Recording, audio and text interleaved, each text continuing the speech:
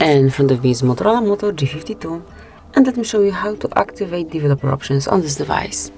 So at first, let's open the list of all apps, go to settings, then scroll all the way down and pick About Phone. Now also scroll to the very bottom of the list and tap 7 times on build number. Then draw your unlock pattern, and as you can see, from now on you are a developer. So let's go back, and now under system you will be able to find developer options. Smoothly click to open, and now you can use all the features, all the options here. Then to switch developer options off, just unmark the stop switcher. And that's it, that will be all. Thank you for watching. Please subscribe our channel and leave the thumbs up.